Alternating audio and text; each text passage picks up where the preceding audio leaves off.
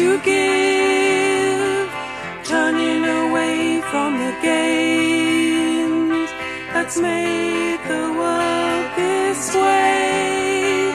Stay with us, no business head gonna take down your file. Let's make a fire and get much higher and stay for a while.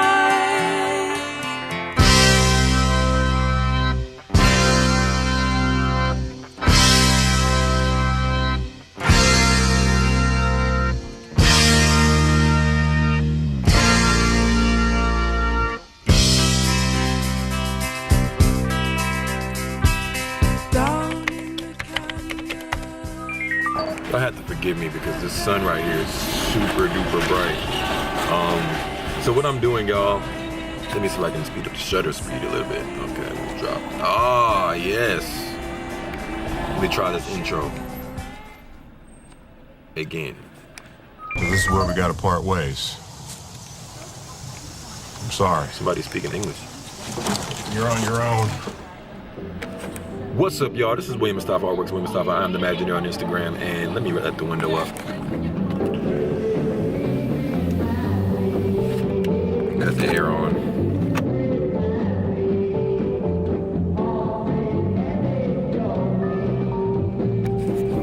I'm sitting here in the car, y'all, and I'm waiting on my wife. She's having a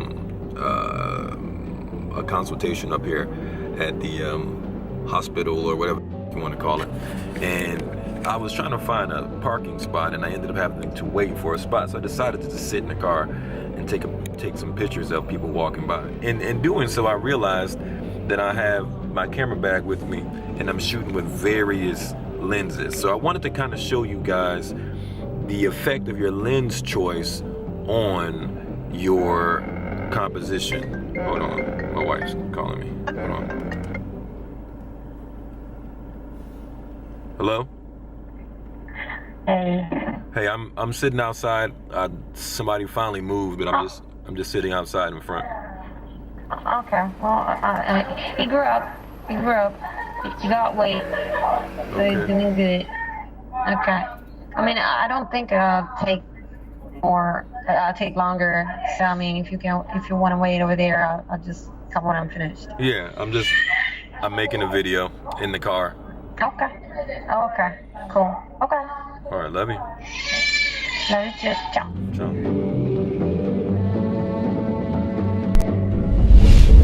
Okay. As I was saying before, I was rudely interrupted. I'm gonna show you guys what the difference is of your focal length on your composition. I think it's a pretty good place because I like this place. It's kind of flat, so you can kind of see the wide range. I'm shooting with my 85 Nikkor 1.8. So this guy here is kind of my street portrait lens.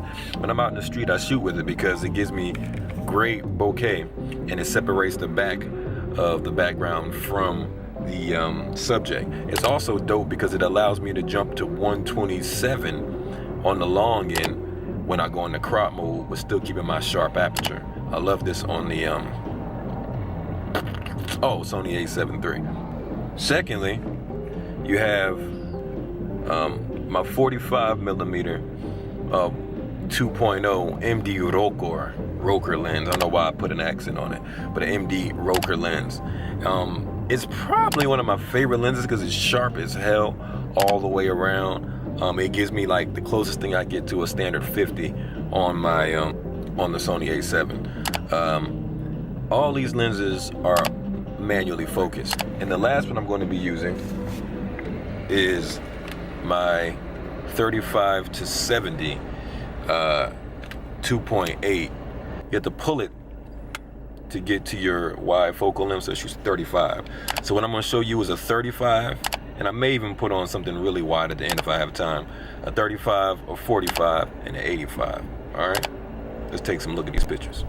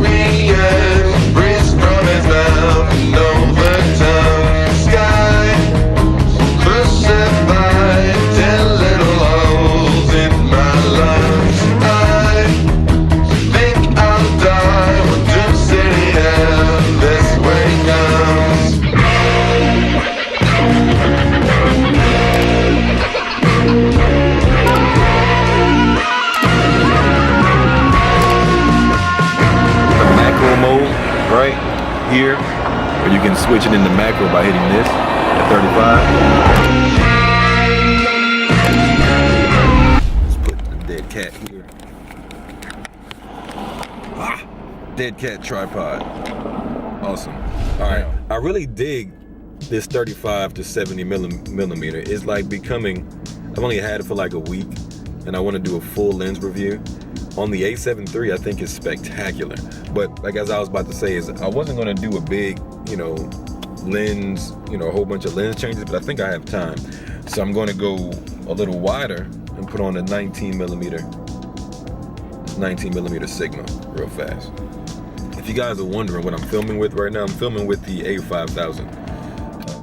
And on there I have the 16 millimeter. So I'm going to go 19 and see what images I can get. Shoot. I really forgot how wide this damn shit is. Jesus. And this is at a full 19 millimeter. Real quick, let me show you what I did. It's a little hack you can do. You can take off the, I forgot what you call this, but the back of your lens, so you can get the full diameter or full range of your lens. I wouldn't suggest doing this as if you're an amateur, because you could F up your lens, but if you're good enough, you can take off the back of your lens and get the full width of your frame. So I'm really shooting with 19 on this A7III. And the Sigmas are super sharp, but I didn't really realize how freaking wide this is. Good God Almighty.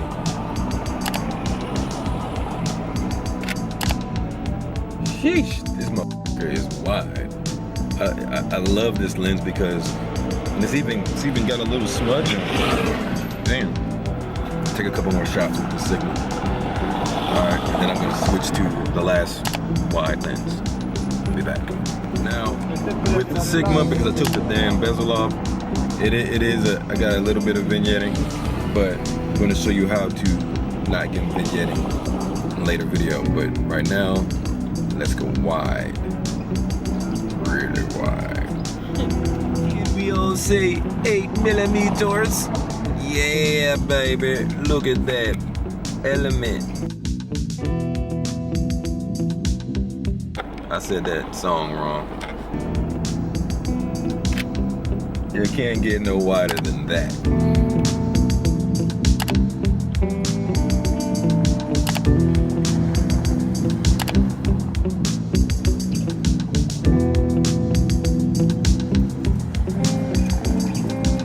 Damn, this joke is wide.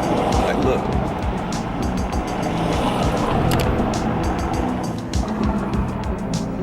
Damn.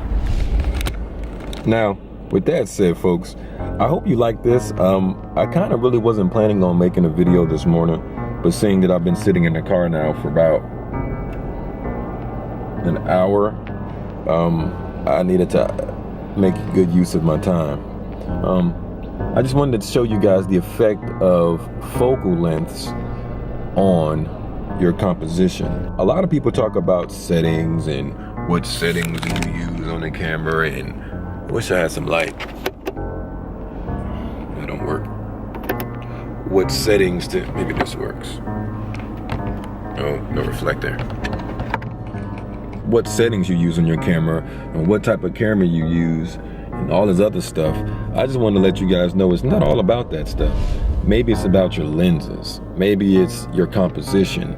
It's taking the time to figure out how to compose a picture better instead of just snapping the camera and saying, ooh, I got a good camera, or ooh, look at my autofocus. I want to mention to you that none of those lenses I use except for the Sigma had autofocus on it. So it's not always about autofocus or about, you know, all those other things. Learn to compose a picture correctly. Put together your composition in a way it's engaging. For the eye, remember, we read left to right in the Western world and in the other worlds, which is only one world, but you know what I mean? On this side of the world, we read left to right. So if you put things at this side of the frame and then make it come across the frame with information, you can make the person engage in your composition. With that said, I'm about to be stupid hungry, and I think I'm gonna hop out the car and run across the street and go and take a couple pictures inside this church, because when you're sitting in front of a, 1,000-year-old church, does it make sense to sit in the car and just take pictures of people walking by? I don't know. 1/8 of a second, which to me is crazy because I usually shot low on my 6,000. Thank you guys for sitting through that video. I've decided to go back to posting on YouTube, so I'm asking you guys to like, subscribe, and share if you got anything from this video. Currently, as you can see, I'm still sitting in the car, but it is now a week later. My wife is at a follow-up appointment with our son, making sure that my little dude is eating correctly because he is breastfeeding, which is a tedious process. But I hope you guys like this. If you would like, share, and subscribe. I'm going to try to drop videos 3 times a week. I will not be ceasing in my posting on Facebook. My series is called Selfie Working Artist, and the tutorial portion that I'm going to start releasing now will be called 10,000 Hours, where I kind of show you little tips and tricks and things that I've learned that have made me successful as an independent artist around the world. All right, I create video, graphic design, photography, and a bunch of other stuff that, if you can think of it, I can create it. I am the Imagineer. Holla at me. Deuces. I'm back, YouTube. Subscribe. Let's get this shit popping. Yeah, I don't know what that dance breakdown was for, but who else have you seen make a video in the car? Edit it and film. Man, I'm the Kanye West of this shit.